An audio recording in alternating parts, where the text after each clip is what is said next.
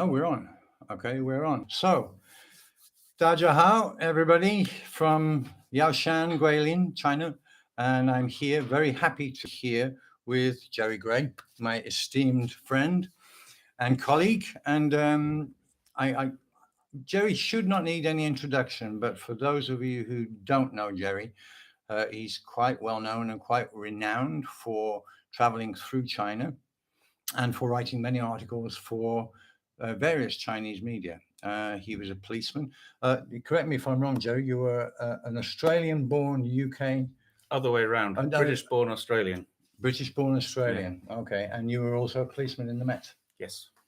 Okay. Long time ago. Jerry, would you like to give a little bit of a self-introduction? Okay. I think probably talk about my time in China first of all. I came to China in 2004 on an 8-month contract to be a teacher here. Okay. I spent the last 16, nearly 17 years here in China and decided to stay apart from trips back home. I haven't been back. During the time I've been here, I've worked in various different jobs. I'm a teacher trainer. I've been an IELTS examiner. I've worked in industry as a training manager in a manufacturing company. And more recently, I retired from full-time work and now just really travel and write about my traveling. Travel and write about traveling. Yeah, the last 3 years, that's pretty much all we've done. Okay.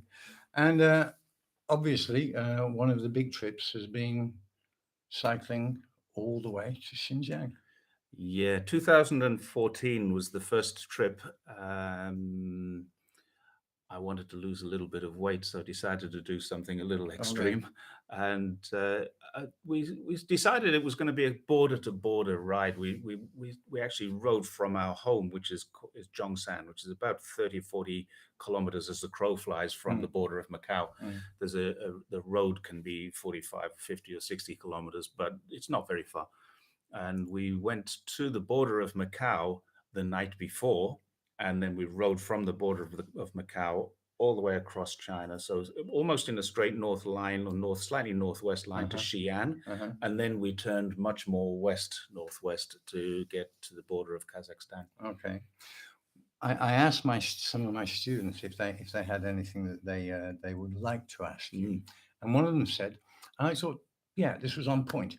Why did you do this? The real reason, what came to my mind was that I had turned 50 a few years before. I was like 53 years old, 54 years old, something like that.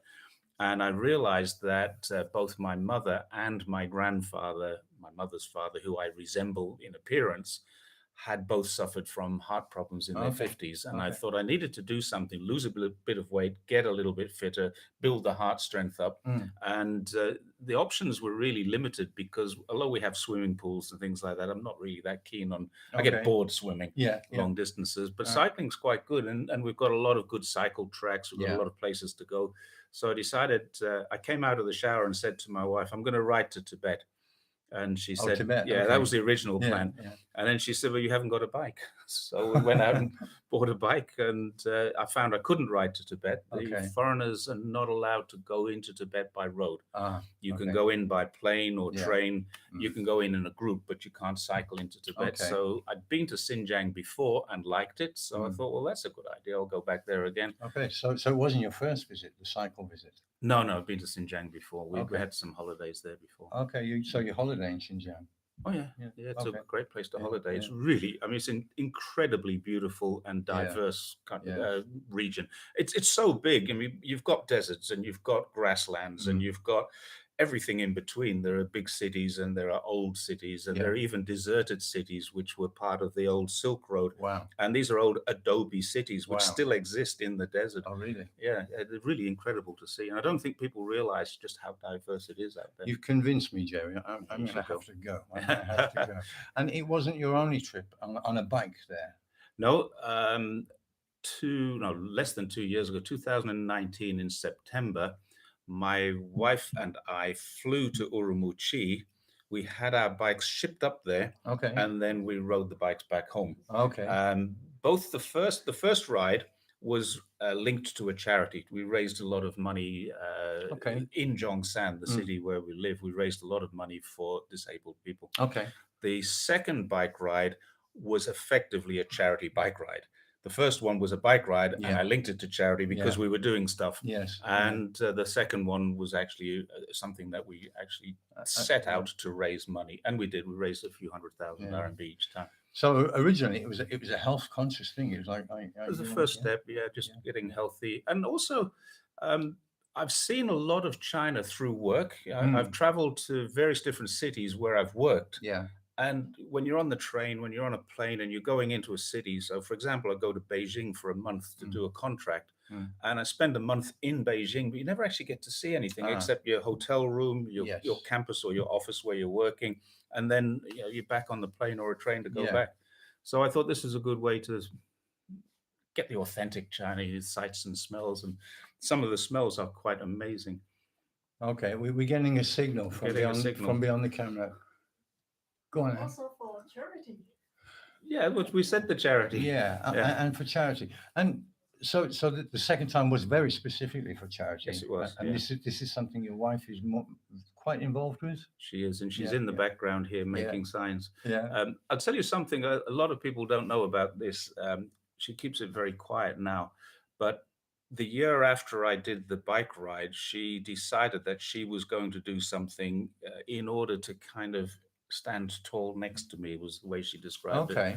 So she decided to take a walk. Okay. And she walked from Zhongshan to Beijing, which is 2,500, 2,600 oh my God. kilometers. Let me get that again, Jerry. She walked from where to where? Zhongshan, which is very close to Macau. Okay. To Beijing, 2,500 kilometers away. It took 4.5 months. And she had a little trailer instead of a bag. She started with a backpack, but it was really carrying almost as much weight as she weighs, because she's not very big. And a friend of ours organized a trailer from a Dutch company, actually got it shipped over, and then through his company, he got his driver to take it up to meet her, because like in 2 or 3 weeks, Anne had only gone a couple of 100 kilometers walking with this backpack. So by the time she was a couple of 100, maybe 300 kilometers away, and this guy, Gordon Stiles, organized this trailer so she didn't have to carry. She was carting the trailer. Pulling the trailer. It's a specially designed hiking trailer. Wow. It's really good. We've still got it. Great. Okay. So I'm just noticing now, Jerry, just to interrupt you very slightly, we're getting comments on the right, and I've not really looked. So I'm going to ask our beautiful assistants over there. Some of them are in Chinese. If there's anything we need to be aware of at the moment, or answer, or no, we're okay. Somebody's mentioned there that's the Wu Mao meeting, which is probably true. We kind of wear this badge of Wu Mao as a badge of honor nowadays. Jerry, do you know we've got a song? Have we got a song? Yeah, we got a song. You're going to sing it for us? I'm going to do an animation. It's a surprise. It's coming up. We have a Wu Mao song. I didn't know this. Oh yeah, well you do now. It's a little surprise. I'm cooking it up in my brain at the moment, so it's probably going to involve you and me and Daniel and Nathan. And people don't realize this, but Barrie is the consummate entertainer. Consummate. Well, I try. Life should be fun, you know. That's generally my watchword. And if it's not, then try to make it fun, you know. Should I introduce myself a little bit? You probably know who I am. I've been in China for 7 years. I teach. I lecture for university here in Guilin. And prior to this, I worked in many things. I worked in the media. I was, believe it or not, I was in the army straight from school. So I've done quite a few things, a range of things, pretty much like Jerry himself. Now, I've just remembered, Jerry, a little bird whispered something to me. And I think I know what's coming. No, you can refuse this, or you don't have to answer. But I had this whisper that you have some royal involvement. Yeah. If that does that ring a bell? Yeah, I remember vaguely. It was quite a long time ago. Okay. In 1977, I joined the police in London, and I came out of the training school at the end of May. And for anyone who's my generation will remember this, June 1977 was the Queen's Silver Jubilee. I remember. And there was a lot of garden parties, a lot of activities going on. Right across Britain, yeah. Yeah, but I was working around Buckingham Palace at the time, really? and I was actively involved in quite a few of those events that went on. The the beating of the retreat, the trooping of the color, the Queen's birthday parades. Okay. The changing of the guard was an almost regular thing. So Okay. I worked a lot. In my first month or 2 months in the police, I worked on the outside of Buckingham Palace. Okay. Not on a daily basis, but perhaps half a dozen times a month, more than one a week. Okay. And this was in your first few months as a cop? It was my first few weeks as really? a cop. Okay. Yeah. Right. When I went into the police in London, I didn't actually do any police work. Okay. It was mostly security, wearing a police uniform. Yeah. And the locations that we did it was really interesting because for me, I was only 18 years old, 19 years old.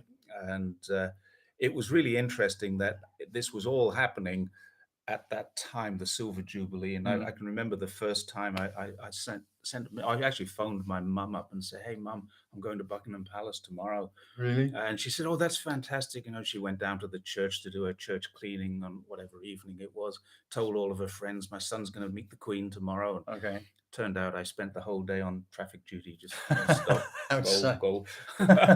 So I had to phone her the next evening and say what a disappointment it was.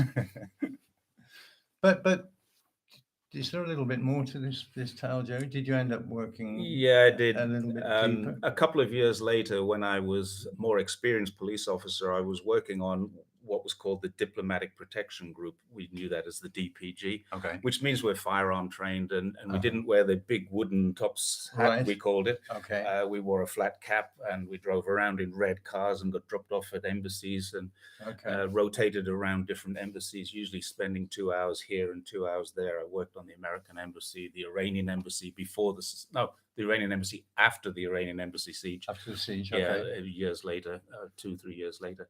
And there was an incident in Buckingham Palace, and the security had let them down. The electronic security had let them down. So I got seconded to Buckingham Palace for a period of time. Okay. And I went to work inside the palace and pretty much met everybody there. From there, I also worked in Clarence House, which is where the Queen Mother lived. And I've shared a gin and tonic with the Queen Mother. Wait. You've had a gin and tonic with the Queen Mother? Yes. Oh, my God. I've had a whiskey with Prince Charles. Yeah. I met Princess Diana many, many times. I've met the Queen and Prince Philip, who sadly departed yesterday. Yeah. Now, I know a lot of people say that's not so sad, but in fact, he was a bit of a character.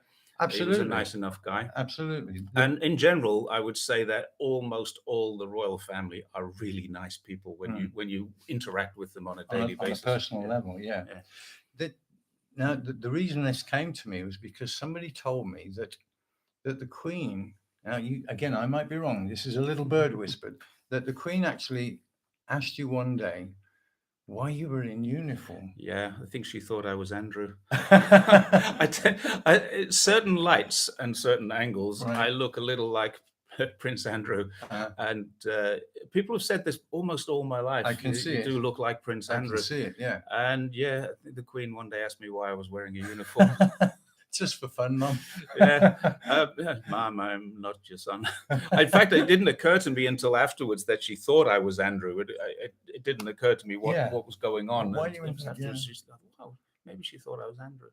I got another funny story about this incident. This time, I was standing outside of Buckingham Palace once preparing for the changing of the guard, which is in the summer. It's a daily occurrence. It's there for the tourists. It's great. And what actually happened was I was standing outside, just crowd control, and this bus went round and round. It's called the wedding cake, the roundabout outside. The bus was going round and round, and suddenly the bus stopped, and a lady jumped off the bus and gave me a hug and a kiss. Oh, really? And said, "Can we park somewhere?" And I said, "Sure." She was my auntie. She used to do tour guides through London. And this is one of her most famous things. She had a bus full of American tourists, and she said she got the best tips that day because she jumped off the bus, kissed a policeman, who then moved a couple of traffic cones and said, "Park in here." Wow. And she to this day, I mean, she's nearly 80 years old now, but she still talks about that day. Wow. Yeah, it was the auntie on the bus going around her. Yeah, well, it was a great experience because she went round the bus and obviously said to the driver, "Stop there, that's my nephew." Wow. And yeah, she did very well for tips that day. Probably built an extension on the house. Those are interesting tales, Joe. You've lived a life, eh? Yeah, I've had an interesting life. Yeah, yeah. And from I because it's interesting to me because I know only a little of you, mainly from what we're our Mm. contact online, and so from the Met and London and the UK, you went to. Yeah, I was married. I married an Australian girl. She actually wasn't an Australian girl technically. She wasn't born there. She was born in London, but her Mm, parents moved to Australia when she mm, was 2. Then, as a family, they came back to England or mm, went back to England, mm, and she stayed in England for a few years. When I met her, she was 15 and still thought of herself as Australian. And yeah, then we got married when we were 20. And when we had our second child and our first child was ready to go to school, the local school was not very good. okay, By this stage, we were living in Essex. mm, Essex, the part of Essex we were in, there's 2 parts to Essex. There's the north and the south, okay, and the south part of Essex is not all that nice. So we decided to go back to Australia, okay, and that's why I went to Australia. okay. I've got a pause here, right? Angelo has come in, and I guess people are started to waiting for the political stuff. Oh, okay. Oh. Who's coming? Did you say? Angelo. Angelo. Angelo. Oh, hi, Angelo. Hi, Angelo. Nice to see you. Okay, they're waiting for political stuff, Jerry. Oh. We've been told. So Let's get political. Right, let's get political. Yeah. I mean, okay. Well, let's pick a starting point. I noticed recently now something Angelo has posted today, and strangely enough, I had posted something very similar at about the same time this morning, Mhm.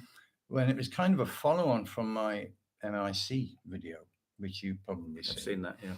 and Angelo mentioned, and it's funny that I've noticed the Ministry of Foreign Affairs also talking about this now, and it's like examining the US government and kind of who they are, who we're dealing with here. And the tweet I made this morning was saying, well, and this is my point of view, of course. The Chinese government is one thing, and it is a very different thing from my perception of what the US government is, or what I call the US administration. Mm. And I examine this in the MIC video, and for my money, in my perception of it is this revolving door in US politics and probably UK politics of the MIC, the military industrial complex. Let's not forget Australia too. Well, Australia now. Even more so. Here's an intro. Okay, even more so. So, would you like to give your perspective on the Australia side of that? Well, Australia's taking, it seems to be taking all of its instructions on its international standpoints. Whatever international policy it has seems to mirror the American policies. And what's really interesting to me is the connection between Australia and America seems to be very strong. Maybe because America understands the geographical location of Australia is strategically important. I don't know if that's the truth.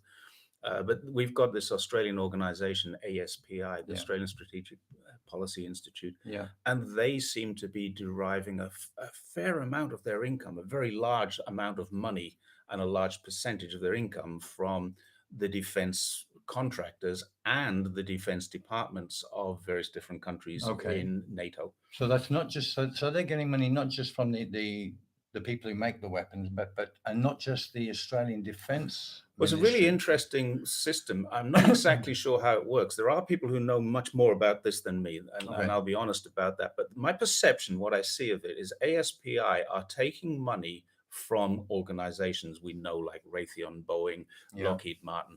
They're taking money from them to write reports, which the Australian government and the American government are paying to buy these reports. So they're getting a double dip on this.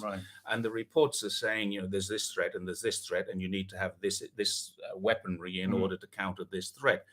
And this is the same organization that are doing the satellite imagery. They have an open source intelligence analyst, which sounds to me like a very big oxymoron. How can you be open source intelligence? If it's on the internet, it's probably not that intelligent, to be honest. So it's Bellingcat kind of neck of the woods. Yeah, I actually used to follow Bellingcat and found them quite interesting until I realized that they're feeding me lines. And that's really all they were doing. The complete contrast to Bellingcat is grey zone, which Right. seems to of be. course. If you're one side of politics or the other side Yeah. of politics, you'll say Bellingcat's absolutely accurate. Yeah. The other side says grey zone is absolutely accurate, Absolutely, and they're yeah. absolutely poles apart. Now, this is interesting. Now, you're obviously as an Australian citizen, Jerry. Would you identify a point when was there a switch in how the Australian administration, the Australian government seemed to change tack on things?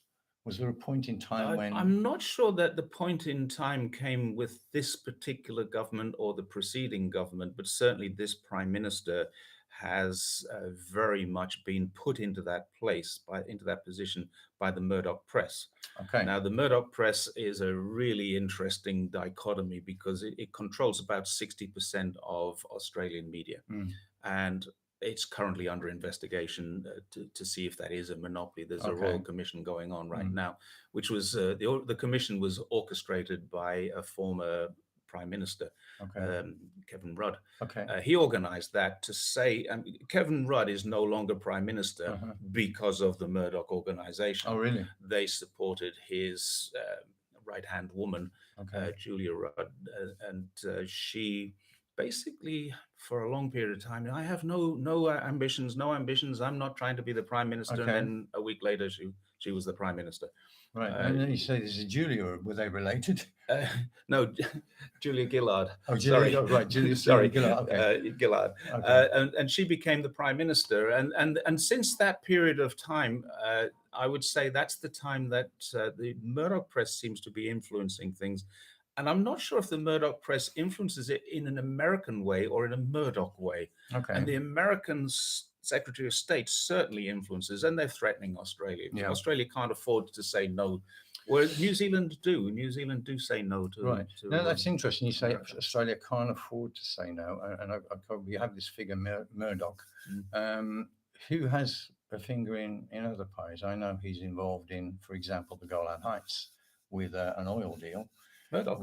I didn't know that. Yeah, Murdoch has an oil deal going with something called Genie Energy, and he and Rothschild are in like this on the Golan Heights.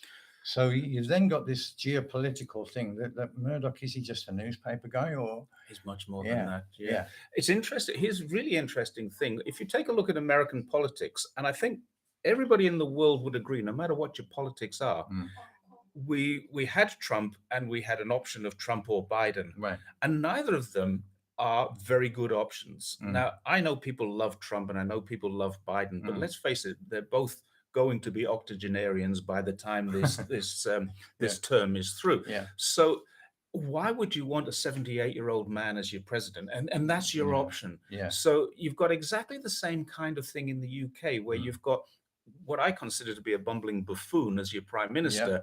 And then you've got an almost rightist left man, Keir Starmer, as your opposition. And you've got a similar sort of thing in Australia, where you've got a guy who can't seem to get anything right, Scott Morrison, as a prime minister, and then Albanese, Scotty from the marketing department, and then Anthony Albanese, who I think is kind of, if I say this to the rest of the world, they'd all say, who?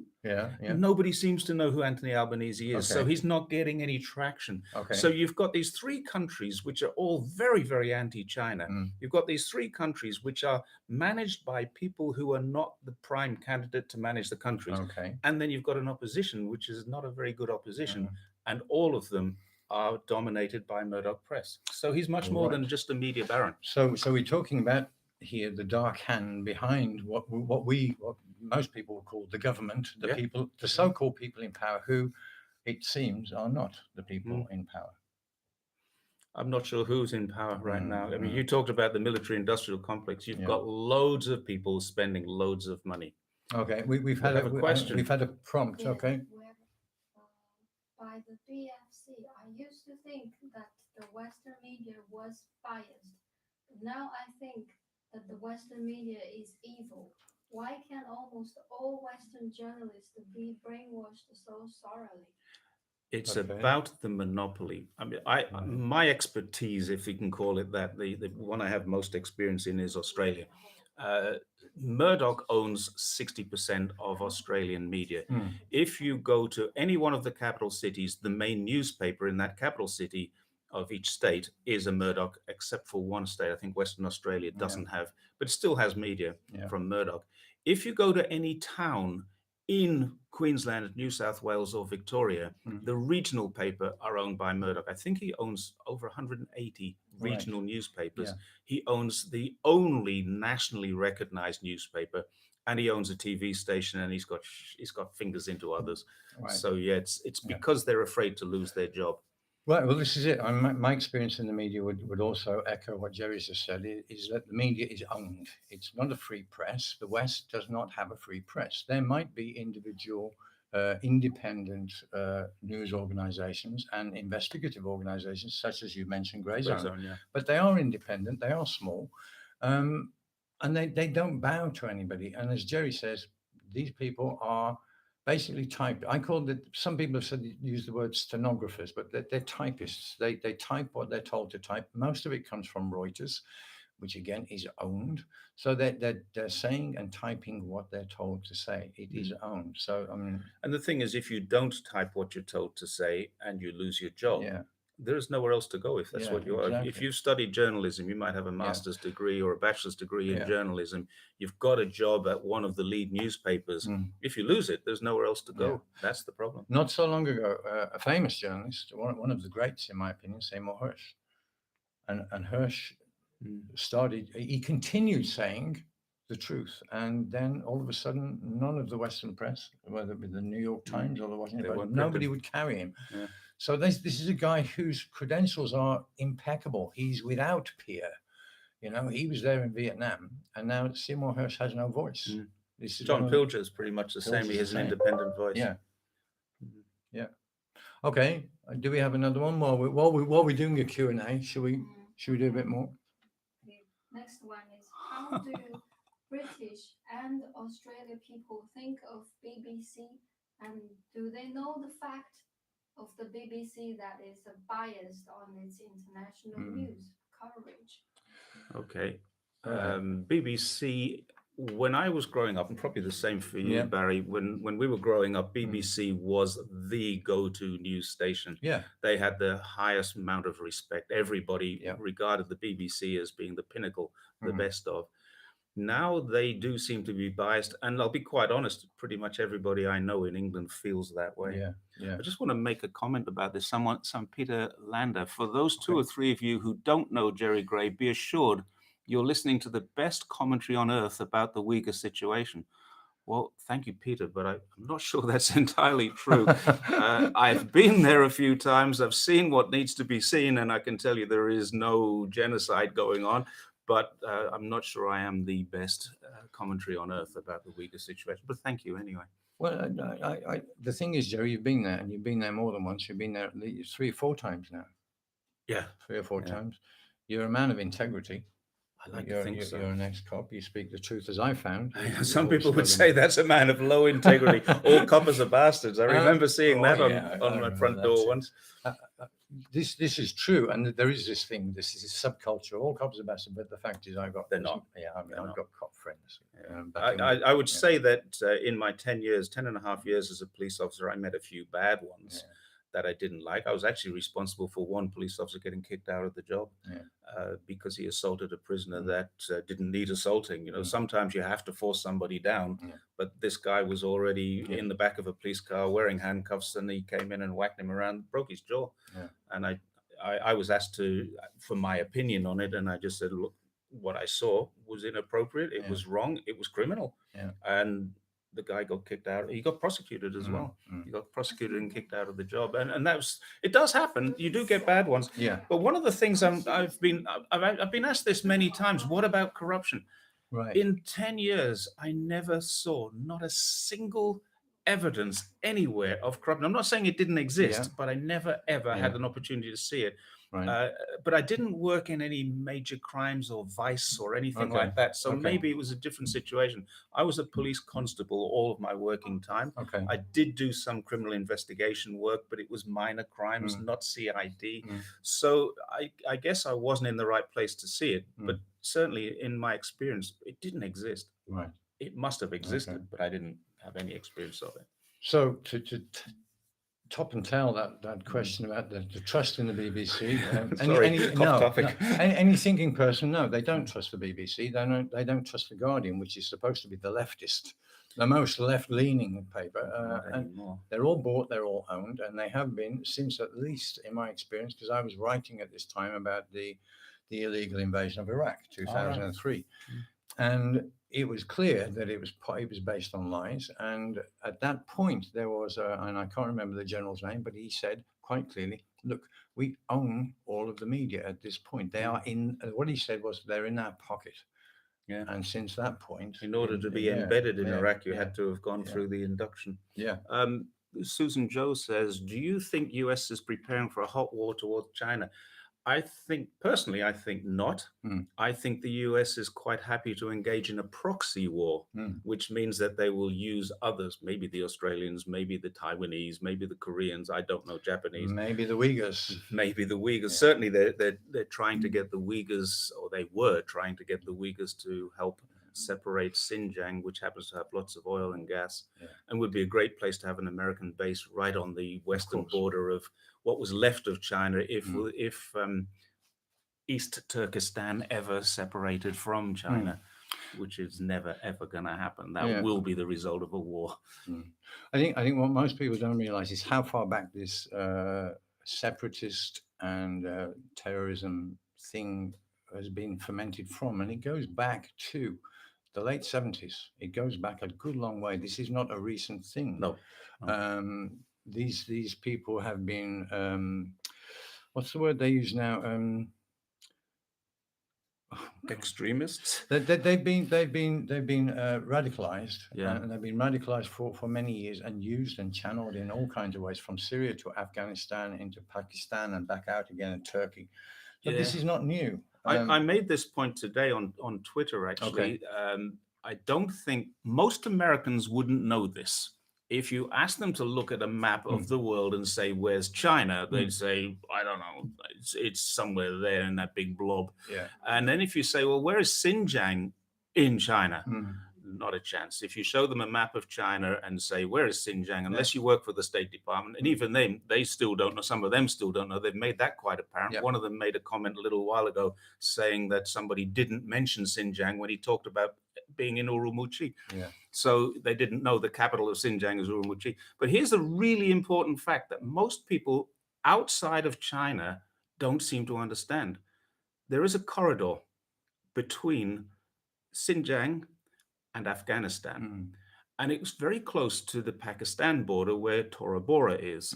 So where Al-Qaeda had its nest of what they considered then to be a nest of terrorists, where they bombed and really tried to bunker bust bombing Al-Qaeda, and particularly trying to find Osama bin Laden, that's only 100 kilometers or so from China. It's not very far at all. Exactly, now, the border of Afghanistan does cross China. It's only 46 miles, 72 kilometers, I think, where the border of Afghanistan and the border of China actually meet. And I don't think many Americans realize this. When they're talking about separating East Turkestan from China, they're talking about Xinjiang, which is actually attached to Afghanistan. And I don't think they know that. Yeah, people are unaware of the proximity of things. And maybe people are, you see, the big question again is this: why is this happening? Why are these accusations of genocide? Why are these accusations of atrocity? And of course, it is propaganda. The accusations are there because they want to destabilize that area of China in the way they try to destabilize Hong Kong, in the way they are trying to destabilize Myanmar right now, the way they are trying to destabilize Thailand. And it is all because of the proximity of these places to China. So it's all geared up, in my opinion, to trip China up, to hold China back. I've seen something. I've seen a little comment about home. I'm going to change tack here. I Okay. hope you don't mind, Jerry. I don't mind. About homelessness Oh, and I've gosh. had a few of my kids in my students' classes. How can there be so many? And you've seen the streets of London up close Oh, and yeah. personal. Yeah. How can there be this homeless problem in England? Why is the system failing? Do you think? It's a flaw in the social welfare system.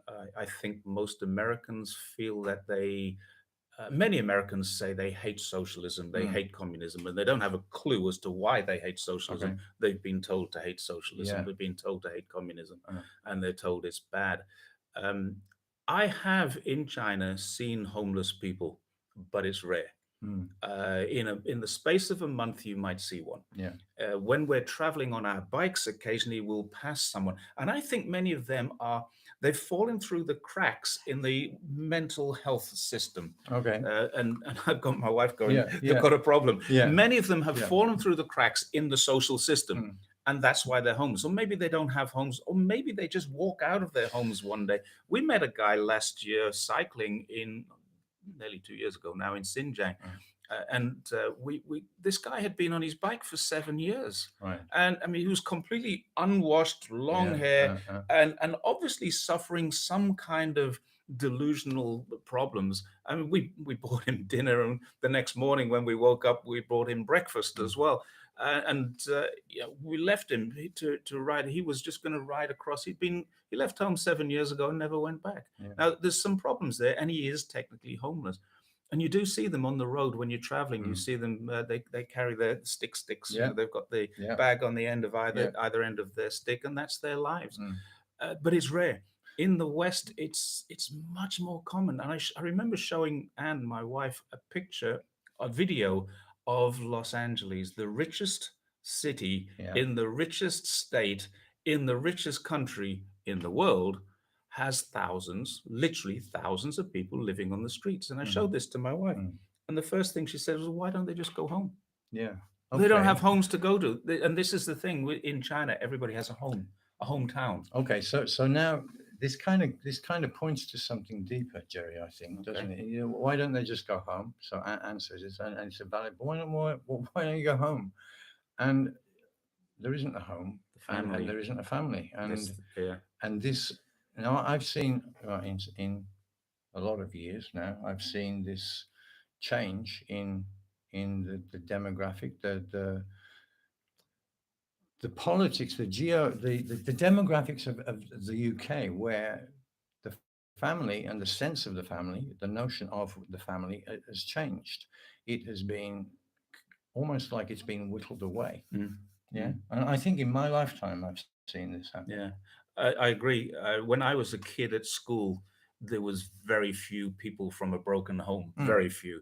When my kids were at school, and they're 40s now, the late 30s, 40s, when they were at school, almost everyone in the class was from a broken home. And that's an indicator that, the bond of the family is no longer there. And I know we're all guilty of this, but society has changed, and that's part of the problem. Society has changed. I think that's a key point, and I feel I've seen this happen. I've seen it happen. We watched it in our lifetime. Right. Do you think that it has been engineered thus? That's an interesting question. Who would be engineering it? Well, not Murdoch again. He's not quite that clever, but I don't know. I think he might be. He's been there all the time. Yeah.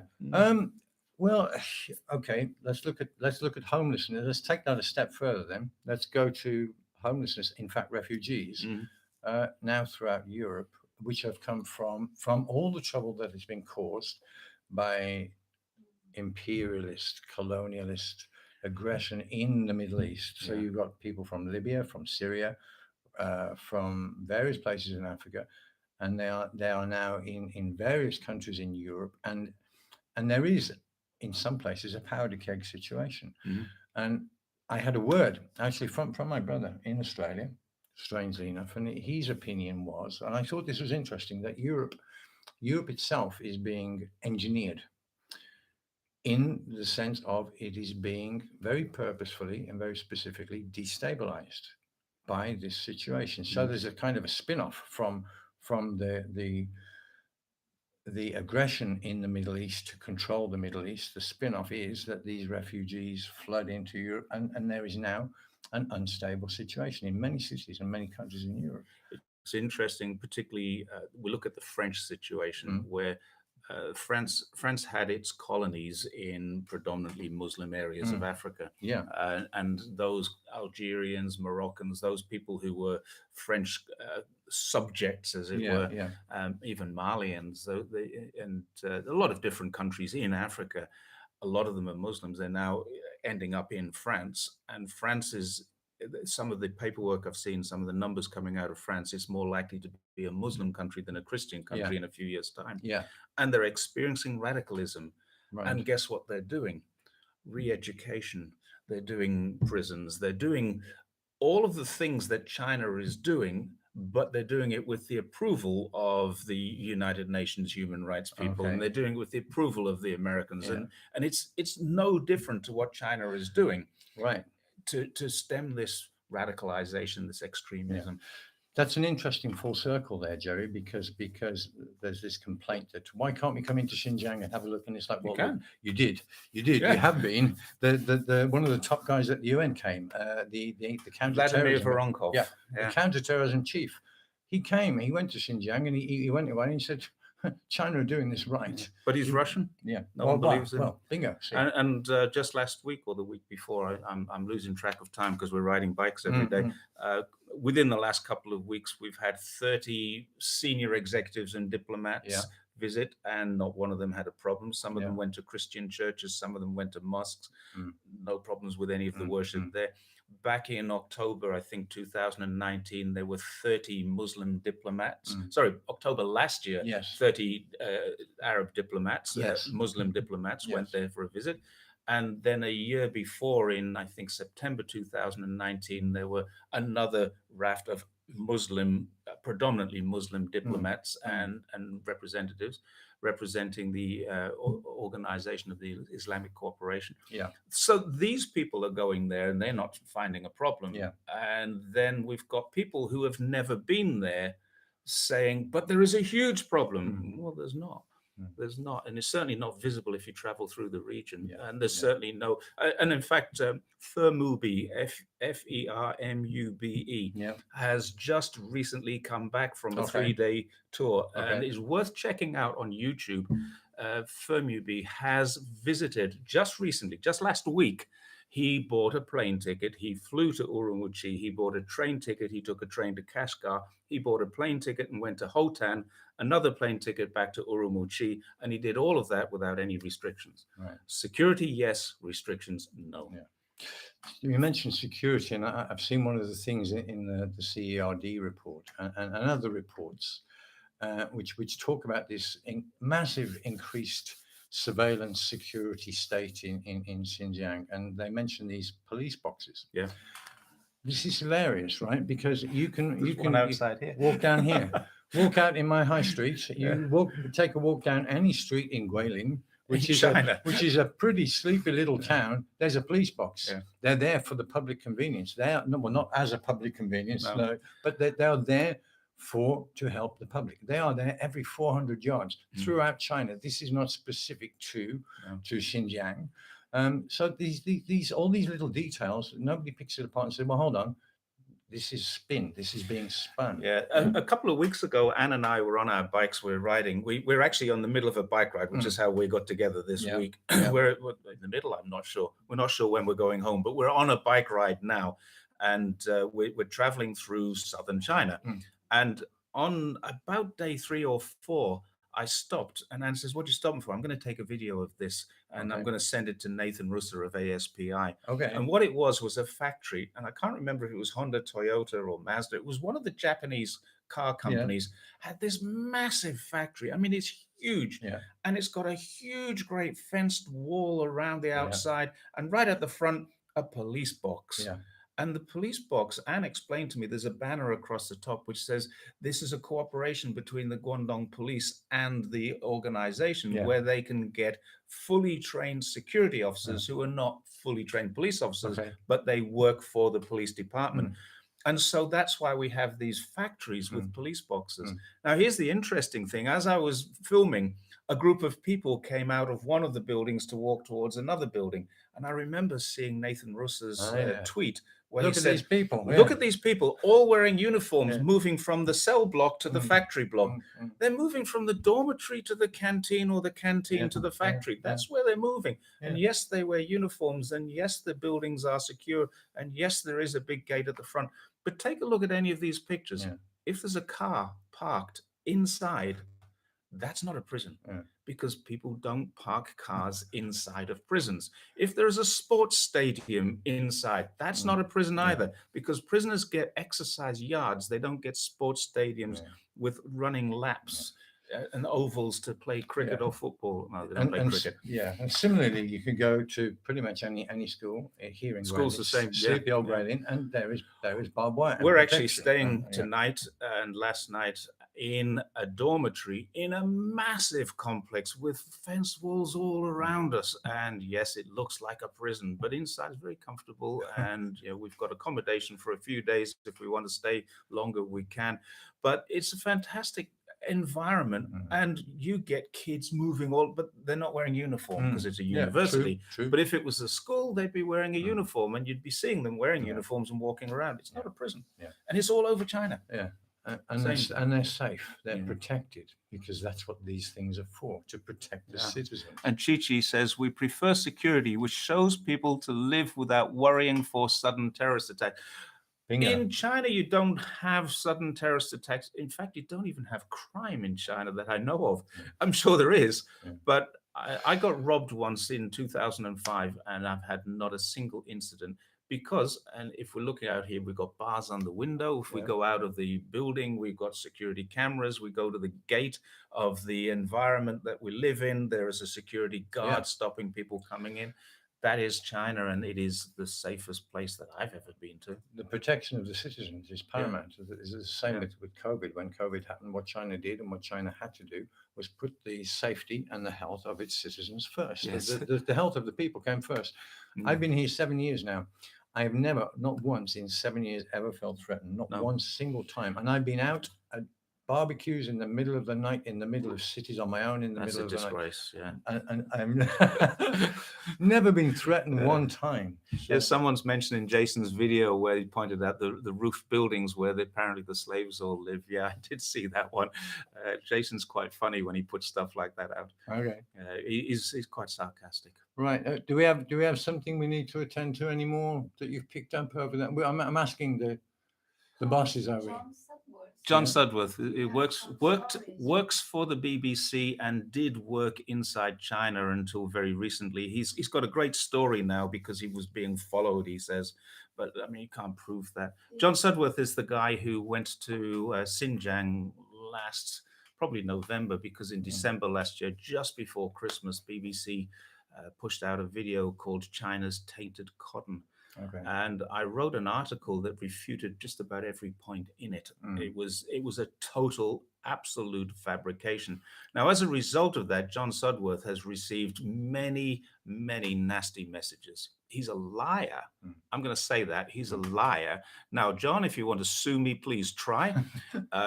If you get to watch this, John Sudworth is telling lies about China. John Sudworth works for the BBC, therefore the BBC are telling lies about China. Now, the BBC can sue me if they want to. Now, in order to sue me, they need to prove that I am wrong. I've been to Xinjiang. I've seen what it's like. There are no forced labor, genocide, sterilizations, and things like that going on. If there were, we would be able to see it. So am I now a genocide denialist? Because I've tried not to be, but I think I am. The denialist thing. I've seen another one. Did John block both of you on Twitter? Well, I know I'm blocked. No, John didn't. And I really? thought he had. I made this comment. Yes, John blocked me ages ago. And then I went to look, and he hasn't blocked me.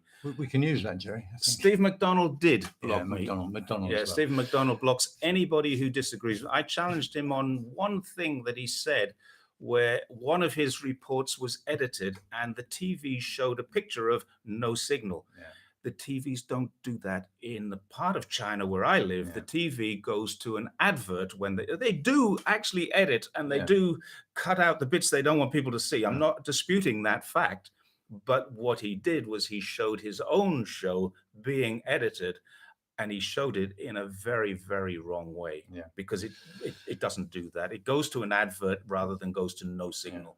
Interestingly, on the Sudworth thing is that Hua Chunying, the lovely and wonderful and eloquent Hua Chunying, who actually I was very knocked out when she used my video to slap the BBC down, and the producer. This is John Sudworth's producer. The Scottish lady, I didn't catch her name. Kathy Long. Okay. Kathy, Kathy Long. And obviously John Sudworth is the sharp end, so he gets all the flack. But actually, at the end of the day, it was Kathy Long who got the slap from Hua Chunying. And she's the producer of everything that the BBC has used from Adrian Zenz. I have a good question about this. Yeah. Oh, she's never met Adrian Zenz. That's what the point she was making. Right, I have a question about this. When the BBC go to Xinjiang and they film these things, and you get the hand coming up and saying, I can't do this, can't film here. How is it that the BBC are allowed to leave with their films intact? Bingo. Just ask yourself that question. And I did ask that question of a very senior journalist here in Guangdong. And I was writing about the tainted cotton thing, and I wrote to this journalist, and I said, look, I've got a serious question here. Why don't the police just take away the memory cards? Yeah, take the camera. Yeah. Okay. Take the camera, or even arrest them, wipe it, take the stuff away. Mm. And he said that would be illegal. That was his answer. Okay. That would be illegal. And who said this again? A senior journalist. I won't mention his name. Okay. A senior journalist and I've got connection now to quite a lot of journalists inside of China, but this one's probably the most senior that I know. And he's in Guangdong, and that was the question I asked him. I've got it in writing. I sent it to him on a WeChat message. He sent me back and said that would be illegal. Right. And I said, but surely if they were doing something wrong, then you could delete. He said, no, that would be terrible, because then they would have a story to write. Yeah. And exactly. the Chinese police would be breaking Chinese law. This is an authoritarian state, totalitarian, yet John Sudworth and Kathy Long were able to fly into Xinjiang, swan around, film whatever they wanted to film, create whatever stories with the darkened filter over it, and the hidden cameras, and then leave with that film intact. Yeah. So come on, be critical. Yeah. Just think, how can that happen? Yeah. Okay. Next question. Next question. Come on, keep them coming. I've just complained to the BBC. Thanks, Rich. I have complained to the BBC, and they are ignoring my complaints. So then I went on Twitter and said, can you please answer my complaint? And I gave the complaint number. They ignore that too. This is Rich. I know this guy, Rich Keenan. Thank you very much for your comment, Rich. I'm going to get round to you, and we're going to do a head-to-head interview, my friend, because I know you're in London right now. So, Richard, thank you very much for that. So I've complained again to the BBC.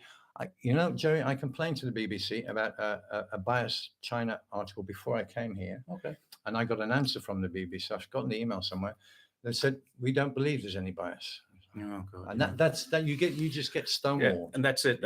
So you can take it to Ofcom, and Ofcom says, no, we don't believe there's any bias. And do you know why this is? Because the Ofcom organization, which polices or administers the BBC and the regulations, only does so in Britain. It doesn't have control over the world service. Exactly. And so the BBC technically can say anything they want outside of Britain, outside of the United Kingdom. They can say anything they want as long as it doesn't. If it gets repeated in Britain, that's okay, because that's news then. This is what somebody said outside of Britain. But when they say what they want to say in China, and then the British government or the British BBC puts it onto their show, it's okay, because it's coming from, it's like an opinion instead of being like a news item. Yeah, exactly.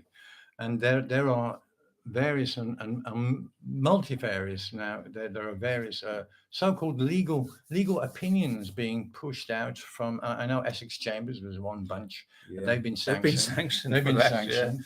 The Baroness Helena Kennedy has just been promulgating another one, which came from the lines, the fake university, New Lines. Oh, New Lines, New Lines. Muslim university. And you, Jerry, I have this question in my head. because I see through it all. But the question in my head, you think, okay, Baroness Helena Kennedy, a QC. This is theoretically an honourable woman, a learned woman, an intelligent person who has a very high position in British society. Yes. She, I guess, must be very highly respected. Yet someone like that, and pick any member of the IPAC you like, these people can quite willingly and openly put their name on something that is flagrantly and blatantly false and debunkable and poppycock. They don't mind doing this. And I wonder, what are they thinking? Do you care about your reputation? I wrote to her on Twitter. I didn't get a reply, of course. As a former police officer, I have stood in the witness box and been grilled by QCs on both sides, the prosecution and the defense. Now, the defense usually try to rip you apart. That's their job. The prosecution will sometimes, and if your evidence is not spot on, and you're standing in front of a QC and you give a wrong answer, that QC will rip you apart, even if he's on your side. Yes, because you've got to get it right. If you want to get a conviction in a court of law in the United Kingdom, you have to have your evidence right. Circumstantial evidence may be acceptable under different circumstances, and it has to be a very, very weighty amount of circumstantial evidence, and that's all they've got. Hearsay is not acceptable, and making stuff up certainly isn't. Putting satellite imagery of things which are chicken farms or cinemas or whatever else they are is not acceptable in a court of law. So, Jerry, back to this notion, the burning question in my head: someone like Baroness Helena Kennedy or Ian Duncan Smith or any of these people who have some kind of political reputation as well, and a history of theoretically serving the British people, which is what they should be doing. That's what their profession should be doing. I wonder, well, surely you know that sooner or later you're going to be caught out, and this is going to be held up, and you say, you lied. You lied. No, they didn't. All right. No, they didn't. What they're going to say is we were misled. Okay. Yeah. And the person who misled them, of course, is going to be one man, and he is a very useful fool and a useful tool for the American government in particular, and every other government that's got this thing going on against Xinjiang. Do we need to go through an A to Z of names? It starts with A and ends in Z, I never thought about that, actually. It's clever. Adrian Zenz is the man. When this all comes tumbling down, as the weapons of mass destruction did, as the incubator babies in Kuwait did, as the Tonkin disaster, everything comes tumbling down eventually. The whole of the world's fingers are going to point at one man who already has a very shady reputation, in my opinion. And they're all going to say, he misled us. We believed what he said because the evidence was overwhelming, and we're really sorry about that. But how many people are going to be dead or destroyed before that happens? Jerry, that's a great point. I mean, we had the WMD. Iraq happened anyway. We had the Libya thing and the mass rape or whatever it was. They said, and Libya went down anyway. They tried on Syria, and Russia said no. Okay, the line was drawn. They won't get very far in China. You and I both know this, but I know what you're saying about that. They will point a finger and say, "Oh, well, it's him. It's his fault." But then, as you said, when you, as a cop in the dock, you will get ripped apart by a QC who wants to be sure that the evidence is correct, is right, is verifiable. Then why doesn't someone like Baroness Kennedy critically review the evidence? Exactly, because she wants to believe that China is bad. Well, do you think it's because she wants to believe, or do you think they've got some? Is she being paid to believe this? Do you think she's a friend of Jeffrey Epstein? Do you think it's something to do with it? Hard to say. Maybe she works for Murdoch Press. Let's go back to Murdoch Press again. I don't know. I honestly don't know the motivation of players like that. And I don't know enough about British politics these days to understand their motivation for that. Maybe it's all just deflection from the problems within Britain, because there are a lot. Deflection. big one, smokescreen. Yeah, So I think while we've got the world looking at this, they're not seeing any they're of not this. seeing this. Yeah, Yeah, I mean, take America's issues. I mean, most Americans think they live in the land of the brave and free, and they're living in the land of the homeless with more guns than people. They're living in a land of massive crime, mass incarceration, enforced labor, which is all the things they're accusing China of actually exist in that country. Yeah. So, this is not whataboutism. This is a fact. Yeah. This is an absolute fact. Yeah. America are pointing a finger and saying, you have to change your standards to meet ours. Well, if China does change its standards to be the same as America, then we will have enforced sterilization. We will have forced labor. We will have mass incarceration in China. At the moment, we don't have those things. If we do, they're certainly not visible. And yeah, you can say Xinjiang is so big, you didn't see those camps. We did see people, and people don't ask you for photographs and chat with you and be friends with you and give you food and do all the things that Uyghur people did do if they're being oppressed. They're not wearing little Muslim crescent moons on their shirts to show that they are somebody different. It's a really, really interesting thing. There is no evidence of oppression. There is evidence of high security. There's no evidence of oppression anywhere that I've been in Xinjiang. And believe me, thousands of kilometers on a bike. We've met lots of Uyghurs, lots of Kazakhs, lots of Tajiks, lots of Tibetans, lots of all the different kinds of people who live in Xinjiang. And I wouldn't even know who most of them are. Okay. Right. Yeah. We have some more questions. Somebody mentioned Hong Kong. I don't want to go into the Hong Kong stuff because I'm really not that knowledgeable. So I'm sorry. Okay. I'd rather not talk about Hong Kong. Hong Kong, I can do, but at another time, because we're gonna go a little way longer. But I've got one at the bottom there. When China is more powerful than the US, am I getting this right? Which one am I looking at here?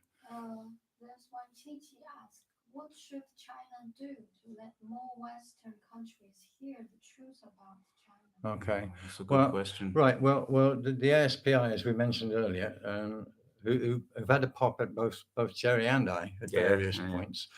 They tried to make out that China, the government, are pushing this concerted information campaign.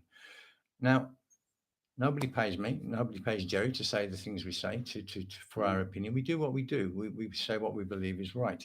Now, if that happens to coincide with China wanting to redress the imbalance in propaganda, then great. I'm for that, and I will fight till my dying breath for it, because I know that the imbalance in the worldview of China compared to the West is wrong. It's imbalanced, and I will do everything I can to balance that out.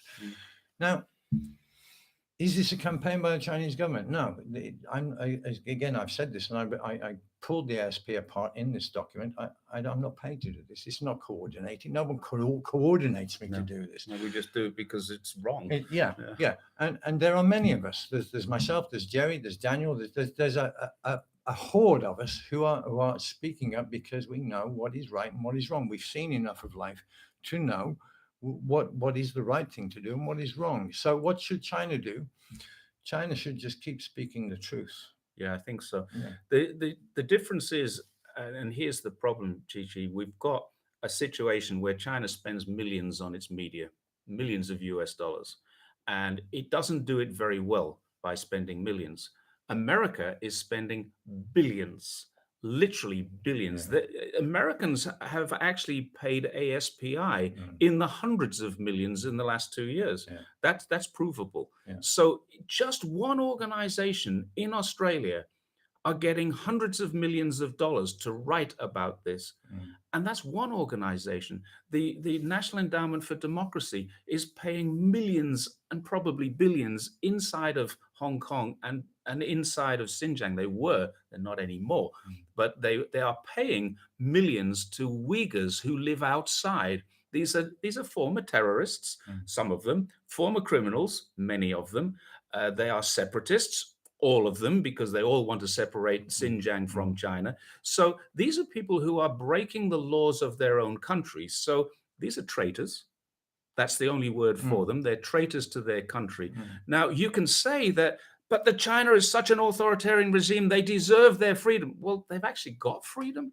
When they go there, if they went back, they wouldn't have freedom because they have committed treasonous, treacherous crimes.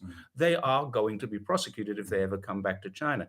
But America is spending billions of dollars every year. China is spending millions and not doing such a good job. And you're right, Chichi. What can China do? More of the same, but they really need to target it. If I was the Chinese government in charge of media or propaganda, as it's preferred to be called, I would probably be employing Western marketing companies, Western PR companies to actually formulate strategies for me. I'm no expert on media, and I'm not sure how it should be done, but I know it's not being done very well right now. That's a good point. I would hedge against hiring a Western company to do things. There's a trust issue. And I think you hire a company to do a job, they do the job for you.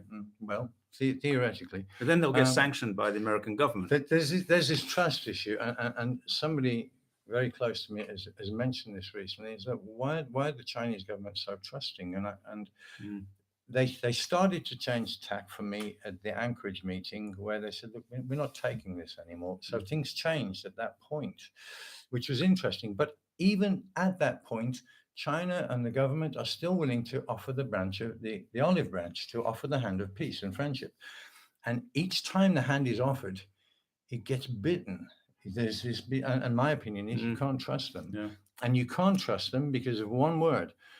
There's a phrase in English, I think it's from Shakespeare, that the love of money is the root of all evil. And it boils down to one word, which is avarice. And what drives the MIC and the people who work for the MIC, be they ASPI or governments or the IPAC or the media, the press, the MSM, is avarice. It's the love of money, and they are slaves to this. And because of that, you cannot trust a word they say. You cannot take them at their word. Whereas China, I think China offers its word and it's genuine. It's like, here, shake hands. And there's all these stories about China can't be trusted. China can't be trusted. But take a look at what China has done in the last 40 years. And they have built, and people say, oh, they stole the IP. No, they didn't. They shared IP with organizations that were making money in China. They didn't take a single American job. American corporations took those jobs to China. American corporations made things cheaper, but sold things more expensively. How much do you think it costs to buy a pair of Nike shoes?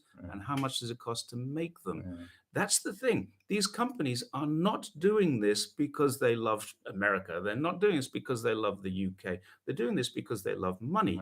And they're taking the money away from the people. I saw a comment today that said 3 people, just 3 men, have more money than 50% of all Americans. Now, something's very wrong with a system like that. Now, and I'm not a socialist. I'm not a communist. I'm just a guy who says that can't be right. And I think that's the way to look at this. Can that be right? Where you've got 3 people with 50% and the top 10 people have 90% of all the money. And that's why people are homeless. Something we were talking about, you remind me, something we were talking about at dinner last night is that, and you said the last 40 years in China, and I've seen in just 7 years, the rate of change, the pace of change, the infrastructure, the improvements, just in sleepy old Guilin, and everywhere I've traveled, the rate of change, the pace of change, the way things are built, the way things happen in China. And I honestly cannot recall seeing that level of change and improvement and development anywhere else. I made this comment the other day. I went back to the UK a couple of years ago, and I actually wandered around the streets where I used to work as a policeman, and it was fantastic because nothing has changed. And I came back here after 2 months away, and my own city, Zhongshan, has changed.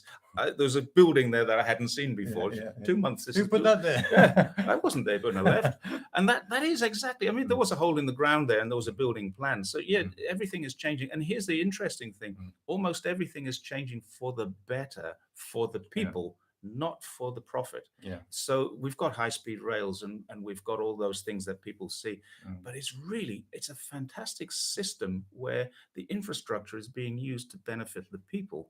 And that's what China does. The money, it's the money. Follow the money. Where if you follow the money in China, right, you follow the money back into China. You follow money in the West. So It ain't going into the West. somebody says Adrian Zenz hates the truth, is afraid of the truth. He did block me, which tells you something, doesn't it?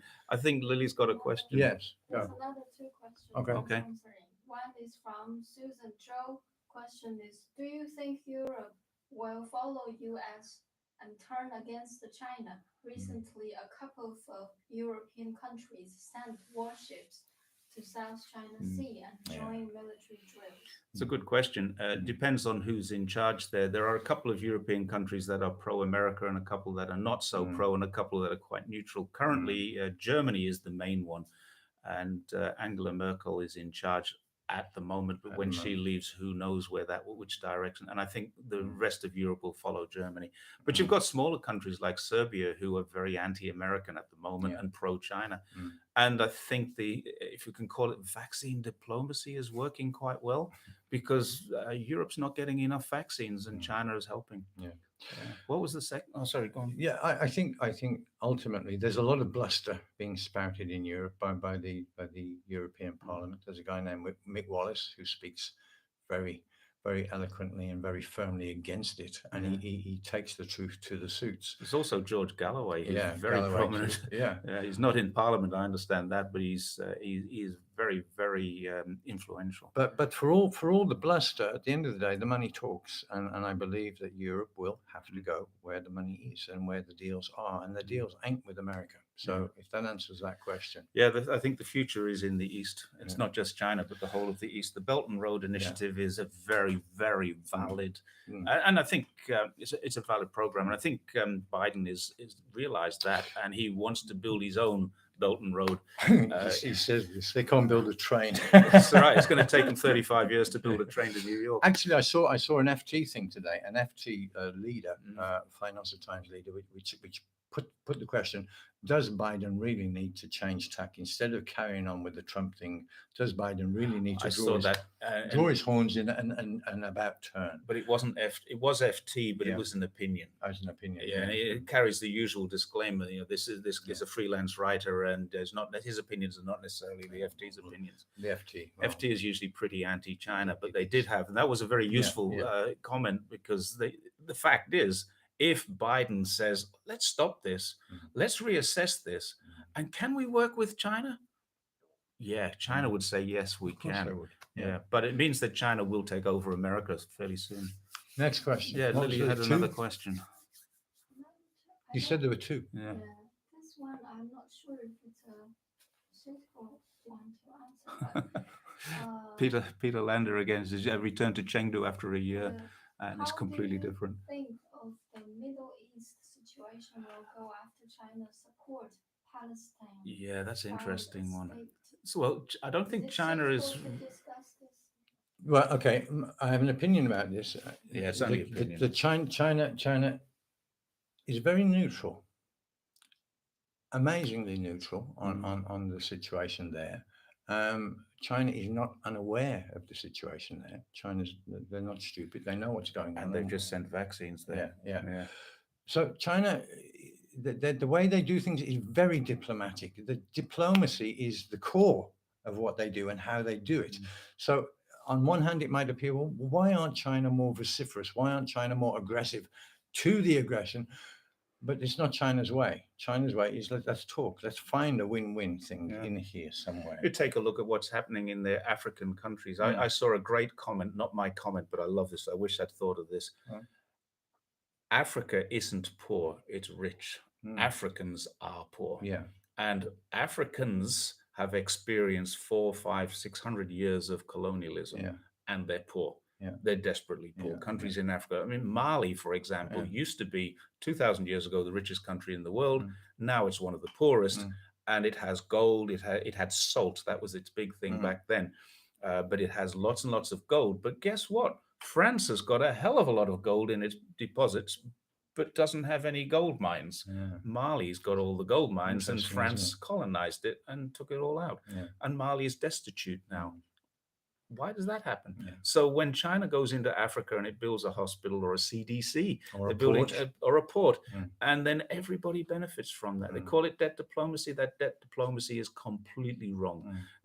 Every time China goes in somewhere, it's the benefit of China. Of course, they are going to make money out of this, but they benefit the local people. They benefit people with jobs, with trade, with ongoing systems, and they're leaving behind, or they're not even leaving behind, they're staying there with infrastructure. Yeah. And that's what the colonialists haven't done. They built Yeah. a couple of dodgy railway lines across Africa. Yeah, it's the takeout thing. It's that they leech as opposed to build. It's parasitic, not symbiotic. Exactly so. Yeah. Great.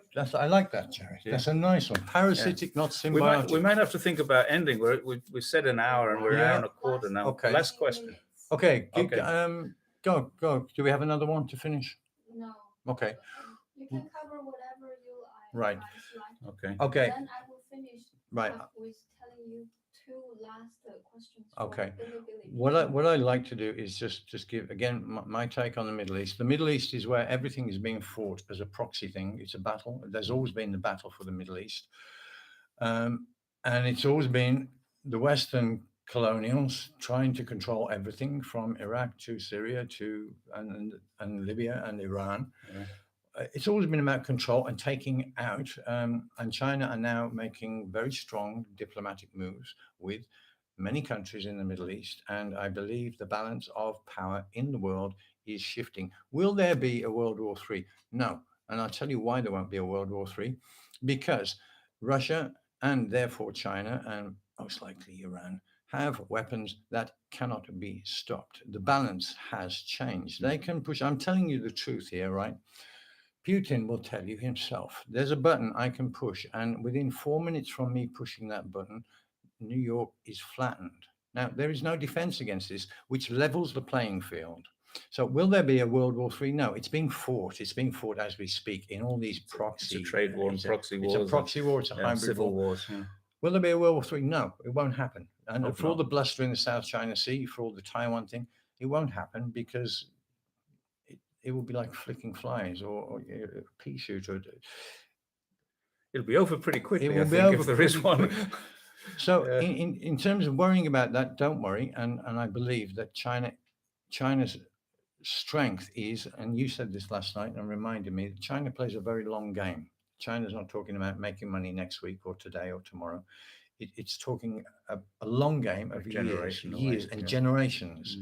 And China has thought this through big time, although it might seem like sometimes the Chinese diplomacy and international politics might seem a little clumsy, but they have thought this through a long way ahead of anybody else and before anybody else. I feel pretty safe with that.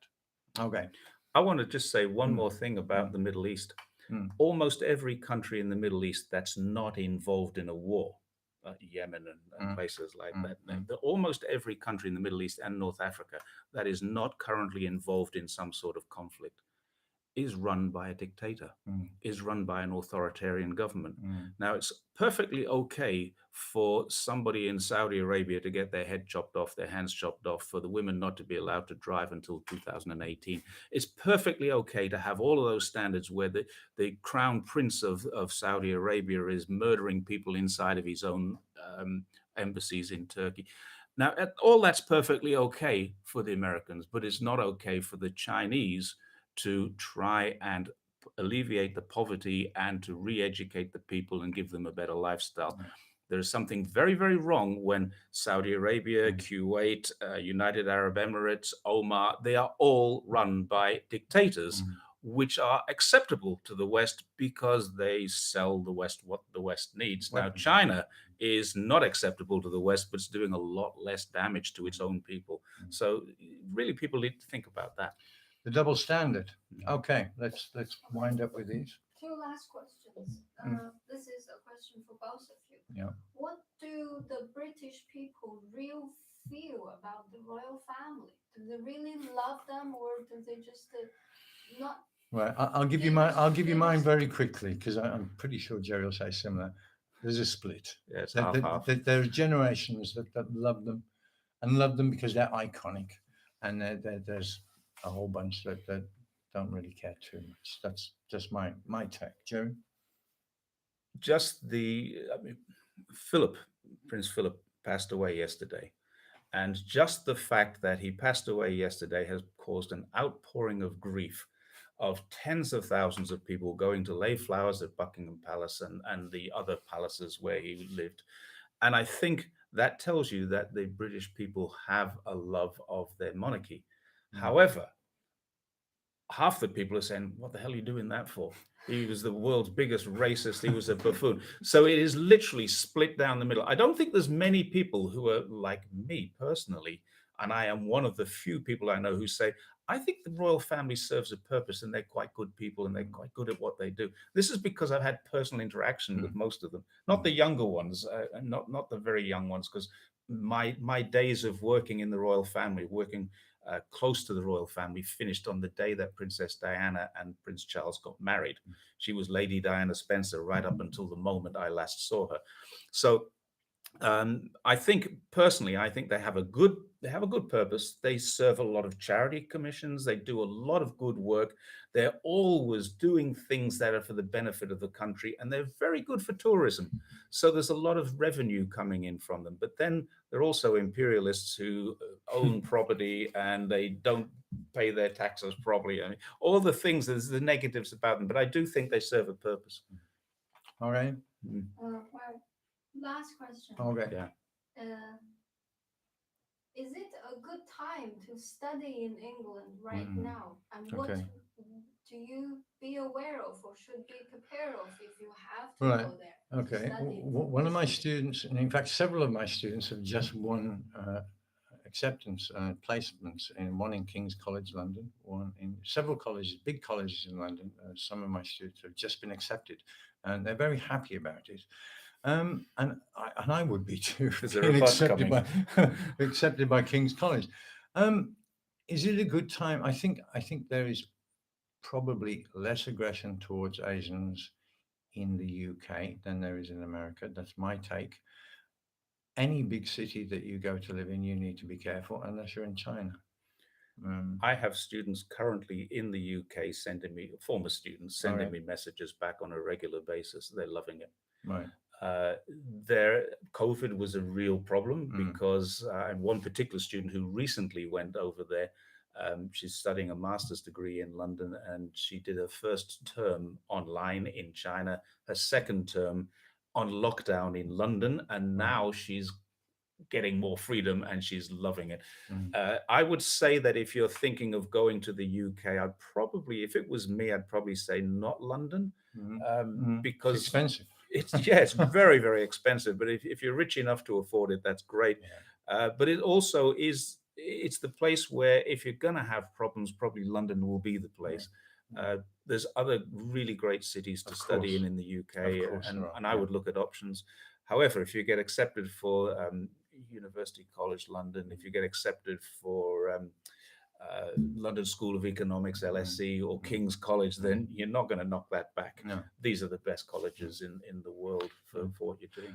Actually, I have a current student in Paris, and nice. She told me recently that there are still these problems with the lockdown and with curfews and things like this. And also in Paris, there is an anti-Asian sentiment going on. So that undercurrent does exist. It's not just the US or some in the UK. It kind of goes on everywhere. But I agree with Jerry. If you get the chance, go and do it. Yeah. Don't knock it back just because you're afraid of a little Asian racism. And I think the fact is, if you're studying in a university in London, in Manchester, in Nottingham, in Edinburgh, wherever it is, you're going to be mixing with a lot of foreign students anyway. Absolutely. So I don't think it'll be such a big deal. Right. I would go. Yeah. More questions. Right. We're going to wind up. And I'm sure there are a million questions there. That I don't have my glasses on today, so I can't even see what's going on there. I'm seeing some nice comments here. This decolonization is an essential step. Yes, that's true. So Chi likes the celebrity. Who's the celebrity? David Chung says Meghan and Harry have left the UK. Enough said. I agree with that. But there's other reasons behind that. But yeah, some of you have made some nice comments. We haven't got to them all. Thank you for the comments. It's very nice. Yeah, thank you very much. I will go through them because I do read everything that everybody puts in, whether I get a chance to reply to it or not. But I will read everything. The big question: should we do this again on a regular basis? Jerry, I would love to. Next time we do it, we'll be on Zoom. I think we'll be in different rooms. Okay. But we can do the Elton John, Bernie Taupin thing. Let's do this. Yeah. Okay. Right. So thank you very, very much for participating, for commenting, for asking us questions, and for listening and watching. It's very much appreciated. And also thanks to Lily and Anne for Yeah. helping us. Can we turn the camera around so we can get the terrible twins? Come and put your heads Come in. and say hello. They're too shy. Anne says I haven't got my lipstick on. Right.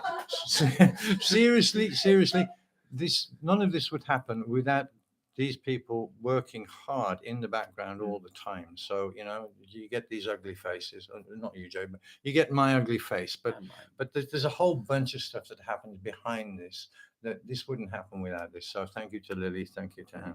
And thank you. And we'll speak to you soon. And David, yes, we will do it again. Right, we'll do it. And maybe we'll bring some other luminaries in. Yeah, that's a good idea. Okay. Let's get some other pro-China speakers. Maybe we'll get an anti-China speaker one day and see if we can debate it. We could try that. Let's get Jerry, more thank you practice. very much. Thank you. Great to finally meet this guy. We've been Twitter mates for ages. Ditto. Yeah. Ditto. Things Great. work out. Okay. Bye-bye. Bye-bye, everyone. There we go. Now that should have ended.